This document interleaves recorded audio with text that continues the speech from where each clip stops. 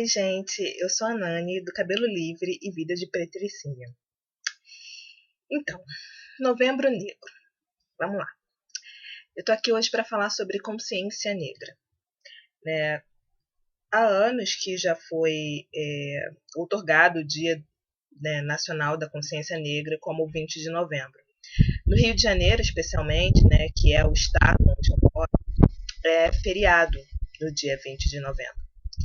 E todo ano também é sempre há uma reflexão, né? Pessoas sempre se colocam contra ou a favor do feriado, ou sempre remetem à história da consciência humana. Enfim, sempre há uma discussão em torno da consciência negra e do dia de Zumbi dos Palmares. E eu estou aqui para falar sobre isso hoje.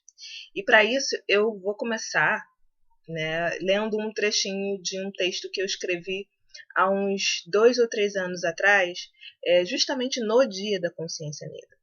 Eu vou ler para vocês. Consciência Negra. Alguns festejam, outros refletem, e ainda há os que discordam. Alguns creem que exaltar, ou melhor, afirmar a consciência negra, aumenta ou incentiva o preconceito, sublinha a diferença. Há também os que pensam que não há nada de especial para celebrar uma data da consciência negra. Há os que apontam para uma consciência humana. Enfim, há tantos pensamentos quanto existem pessoas no mundo. Mas de verdade, hoje é feriado. Conquista de pessoas organizadas que trilharam um caminho de luta contra as desigualdades. Pessoas que leem as desigualdades através dos efeitos do racismo na sociedade. Pessoas anteriores a mim, mas que, como eu, não acreditam que sublimar as diferenças existentes a partir de um conceito de consciência humana vai dar conta das consequências do racismo em nosso país. Porque o nosso povo tem história, e a história do Brasil é marcada por uma hierarquização atroz das diferenças que tem graves resultados nos dias atuais. O que eu estou querendo dizer com isso? Né?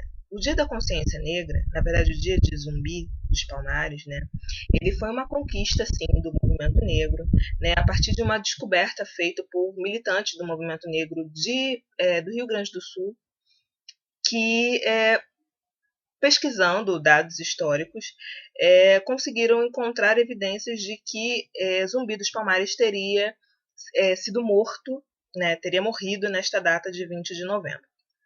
E a partir daí, então, o movimento negro começa a celebrar e comemorar essa data. E a partir daí, né, o 20 de novembro, né, e o mês de novembro, por consequência, passou a ser um mês de reflexão a respeito da negritude, das influências da população negra na construção da nossa sociedade brasileira, né, e de levar essa discussão para as escolas, né, para pensar em fóruns, seminários, congressos, enfim, e para estimular e incentivar uma série de questionamentos, críticas e reflexões a respeito, né, da situação da população negra no Brasil no mês de novembro. E por que a gente fala em consciência negra e não em consciência humana? Bem, a gente sabe que, historicamente, a nossa população, né, a população brasileira, ela foi formada por 3 etnias.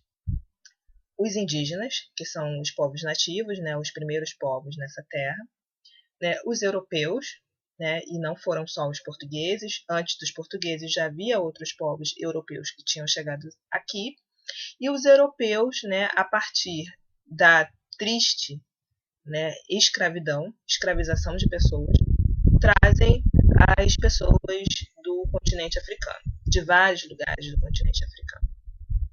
E assim se dá a formação da sociedade brasileira. Né? E algumas pessoas, né, os europeus, né, por terem armamentos, por terem, e por uma série de outros motivos, né, eles escravizam índios, os indígenas e os negros, né, e com isso, essa marca da escravidão, ela permanece e prevalece, né, mesmo depois do período em que a escravidão foi abolida. Né? Essas pessoas, elas saem, né? Na verdade, antes disso, né, é preciso entender.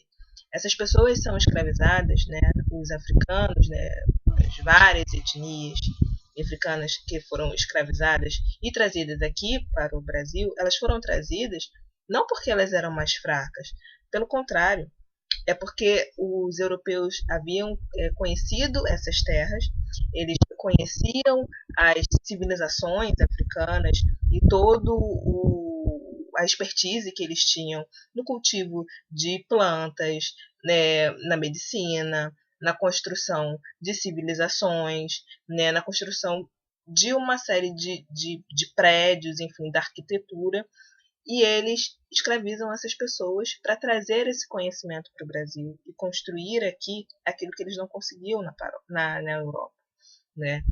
Esses povos escravizados, né, eles são trazidos para cá porque eles tinham um conhecimento e eles reconstroem, né, e reconstroem a sua vida, né, aqui nesse país e constroem a nação junto com as outras etnias que estavam aqui.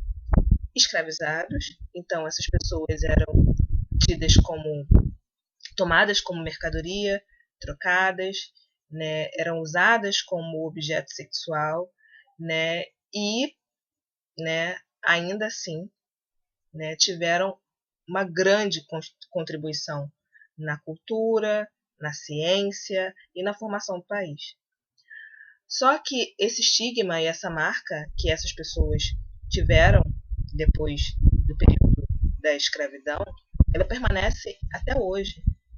Né? Os escravizados, no pós-abolição, eles saem do...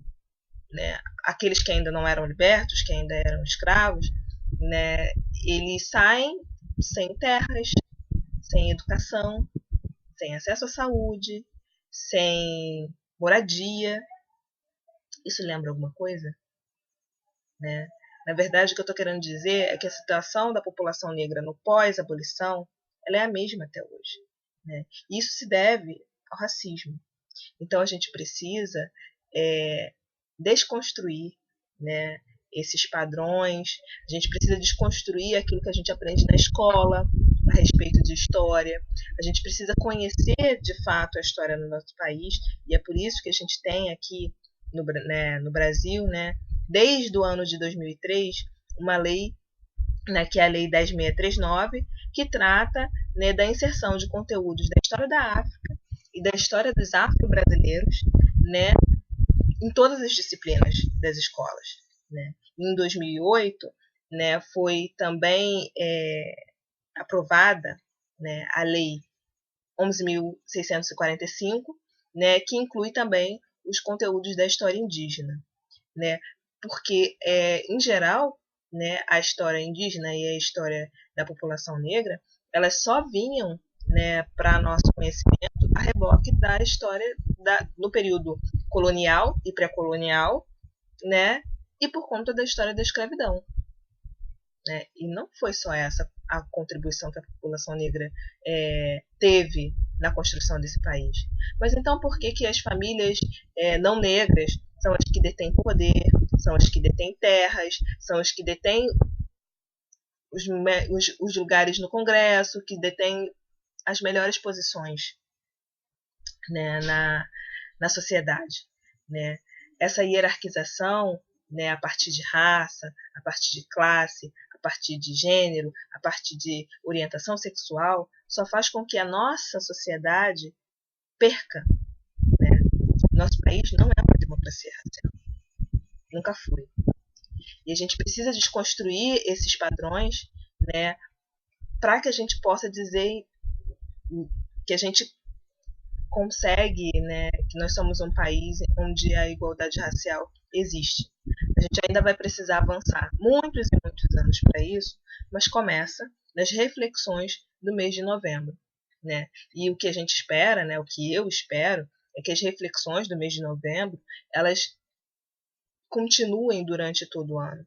Porque mesmo entre a população negra, né, esses conteúdos de história, esses conteúdos sobre a construção do nosso país não são conhecidos. Né? E isso tem efeitos para nossa autoestima. Isso tem efeitos, né, para a forma como a gente encara a vida, como a forma como a gente entende as situações, né? Então é preciso reconhecer que a nossa sociedade privilegia algumas pessoas em detrimento das outras, né? As pessoas que têm mais dinheiro são mais privilegiadas em relação às que têm menos dinheiro, né? As pessoas brancas são mais privilegiadas em relação às pessoas que são negras, os homens são mais privilegiados em relação às mulheres. Né? A gente tem estudos e estatísticas que comprovam, principalmente, que a situação da mulher negra são as piores no mercado de trabalho, são as piores em relação à violência, né? O feminicídio, né, foi aí tema do Enem. A gente teve uma pesquisa que saiu essa semana dizendo que as mulheres negras são as que mais morrem em relação às mulheres brancas, né, comparando com as mulheres brancas, por questões de saúde, de maternidade, né, a questão do pós-parto, enfim. Tendo isso em vista, né, a gente vê que é necessário falar em consciência negra, sim. A gente precisa desconstruir, né, esse alicerce infeliz da sociedade brasileira, que um dos alicerces é o racismo. A gente precisa desconstruir isso, desconstruir a ideia de hierarquia entre as etnias, entre as pessoas, seja por classe social, seja por raça, seja por gênero, seja por orientação sexual, né? Desconstruir tudo isso e começar de novo. E para isso, a gente precisa discutir, sim, que privilégios são esses, que hierarquia é essa e quais são os efeitos disso para essa população. Porque não pode ser natural que algumas pessoas tenham mais acesso do que as outras. Então é por isso que a gente precisa discutir, pensar e refletir sobre a consciência negra. Né? Porque mesmo entre nós, né, homens e mulheres negras, né, esse é um tema que nem sempre é tão discutido, é tão presente, né? Não é à toa que a gente está vivendo um momento, né, em que várias pessoas, né, várias mulheres negras, principalmente, vêm passando por processo de transição capilar, assumindo seus cabelos e percebendo os efeitos do racismo a partir daí. Né? Porque às vezes os efeitos do racismo não ficam tão claros quando você está tentando se adaptar à norma. Né? Só que essa norma é pautada, né, é padronizada a partir de um ideal europeu, branco, que não nos inclui. Né? E quando a gente começa a olhar para nós mesmos e a nos aceitar, né, e a voltar ao que é natural para nós, porque natural para mim é o cabelo crespo, porque natural para mim é o cabelo crespo, natural para mim são ancas largas, sorriso largo, pensar em rede, é poder ser quem eu sou, cultuar os meus deuses e deusas sem pedir licença para ninguém. Isso é o natural. Né? E se a sociedade vê isso com estranheza, se a sociedade demoniza aquilo que eu acredito, se a sociedade diz que eu não posso ter o meu cabelo pro alto, que eu não posso usar turbante, se eu recebo olhares tortos só por eu ser quem eu sou, se as pessoas pensam que eu não posso ocupar lugares e espaços, seja num restaurante, seja num cargo de alta chefia, seja numa universidade, só porque por ser quem eu sou, então a gente precisa discutir consciência negra, sim. Não é consciência humana. Não é.